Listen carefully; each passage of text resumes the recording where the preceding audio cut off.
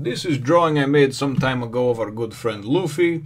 Currently I'm working on some new drawings, and hopefully we'll have up fairly soon, and of course wait for new characters to be introduced all the times.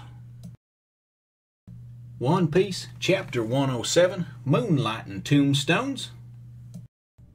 Well, hello, my brothers and sisters of the Nerd Nation. I, as always, am Jim, here to bring you another, well, hopefully wonderful, well-received review on the epic tale of One Piece. Our last chapter saw the Straw Hat Pirates reaching Whiskey Peak, sailing up inland a little bit, up the river, and being welcomed by the townsfolk and the mayor, Igarappoi. And welcome with open arms, and everything seemed, kind of too good to be true. Come on, let's celebrate. We have food and drink and blah, blah, blah. So that's how things left off, and that's where things pick up over here. They're in the local eatery, tavern type place, and we see, we see all of our crew doing what our crew does. Sanji's over there, like, hitting on 20 women. Zoro and Nami are drinking people under the table, and Nami's always a little bit ahead of Zoro, Oh, he drank 10 people under the table, but she drank 12, And Usopp is going and telling these tall tales, and just about their battle with Arlong and everything, He's like, so then I says, in a really cool voice, and just all the comical trademark things that they do. Luffy, of course, is eating. His belly is huge and distended. He looks like a balloon, and he's actually eating cooks under the table. There's cooks that are cooking food for him and literally cooking so much for him that they're passing out.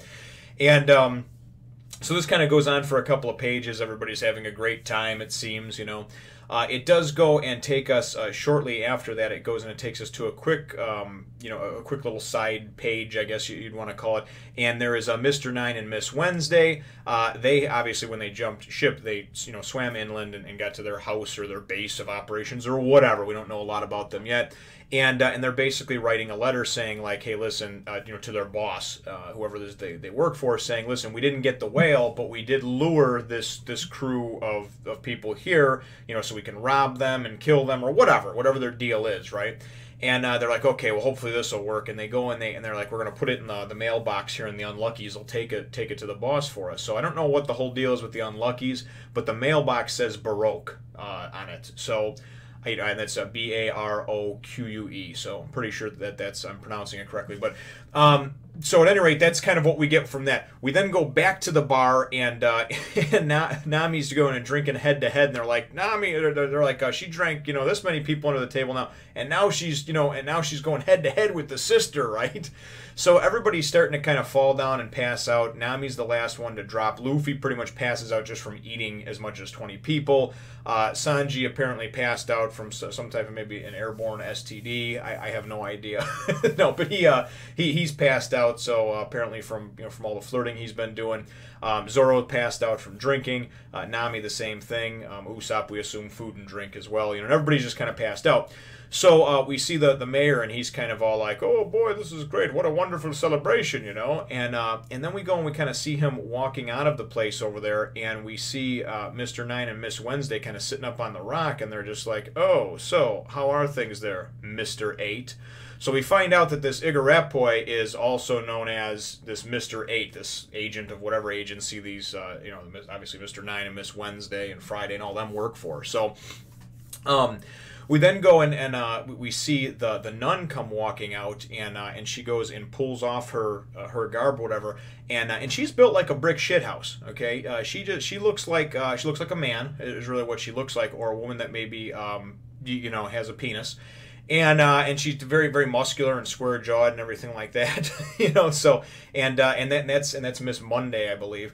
And she is, she's clearly obviously one of these agents as well. Well, anyway, the four of them are sitting there kind of having a meeting about it, and she's like, I can't see why we wasted all this food and drink on 5 scrawny travelers.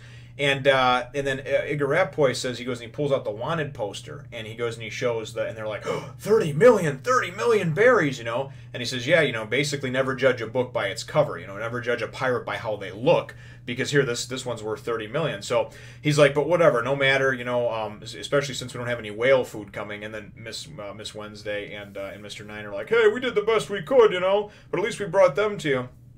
And he's like, listen, so obviously they wasted the food and drink on him, but he's like, listen, just they're all knocked out. Just go tie them up and then take everything of value from their ship.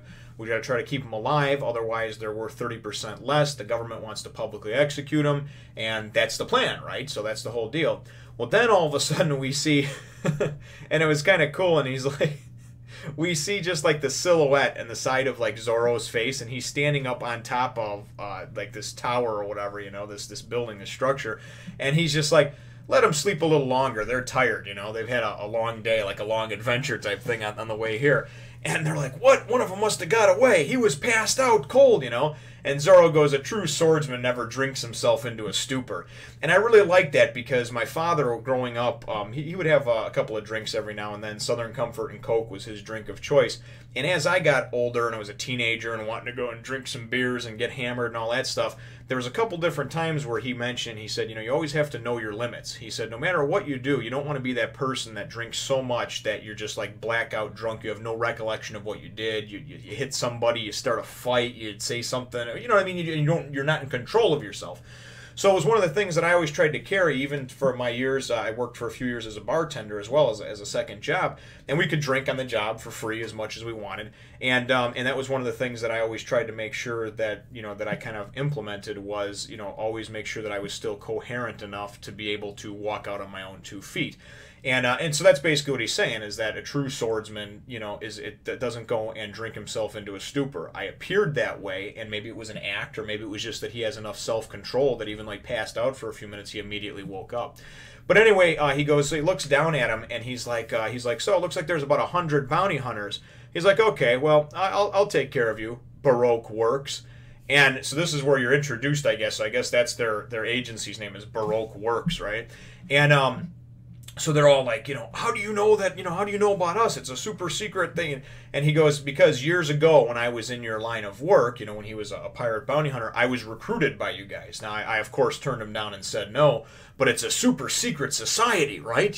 He's kind of making fun of him. And then he goes, and you report to some boss, this Mr. whatever, this nameless person, the boss, nameless, faceless person, and basically just blindly do his or her bidding, right? And he's like, oh, or is that a secret? So they're all like, get him, and it's pretty cool because Zoro goes, and then they're going to get him, and he's up on this thing, and Zoro's just so badass and so quick, man, that like a ninja, he just goes and fucking appears, and all of a sudden they're like, where'd he go, where'd he go? And he's standing behind a couple of them, and he's just standing there, and he's like, I don't know, type of thing, right?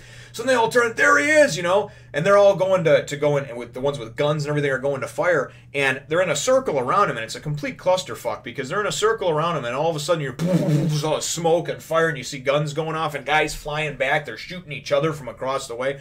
Zoro, and they're like, he disappeared again. They're like, come on, he can't, he's only one person, And then all of a sudden he appears, and he stuck his sword right through Igarapoi's, he's behind him, and he stuck his sword like backwards over his, shoulder into Igarapoi's, his curls, his buns or whatever, and it's actually pretty cool because Zoro's just pretty much toying with him at this point, So, so that's pretty much how the chapter goes and wraps up. They realize that there's going to be some shit going down over here, that they're going to have to go in, and then and basically Igarapoi says, hey, listen, he's only one man, you know what I mean, and stop trying to degrade us, don't try to toy with us, right? And so he's clearly outmatched, outgunned. But so far anyway, he's certainly held his own and gotten the drop on them. So I think it's pretty cool. I kind of like the character and everything like that.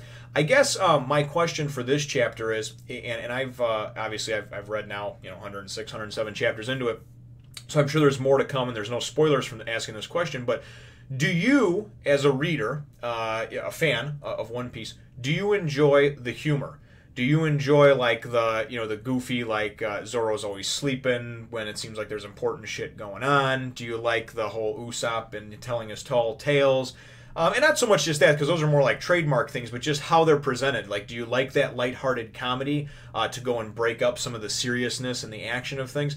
So basically, do you like the humor of One Piece? And that's my question. So I personally enjoy it, but again, I mean, opinions are what makes the world go round. Everybody has a unique and different, perspective on it. So what do you think? Do you enjoy the humor that is implemented into One Piece, brothers and sisters? Remember to leave your comments in the box down below, and feel free to leave a like, a thumbs up if you think that I deserve it. And, of course, subscribe if you have not done so already. We will look forward to catching you in the next one, Nation. Remember, brothers and sisters, to share, subscribe, spread the word of the nation to others. And, of course, if you like watching the videos, watching them is always much appreciated. Have a nice day.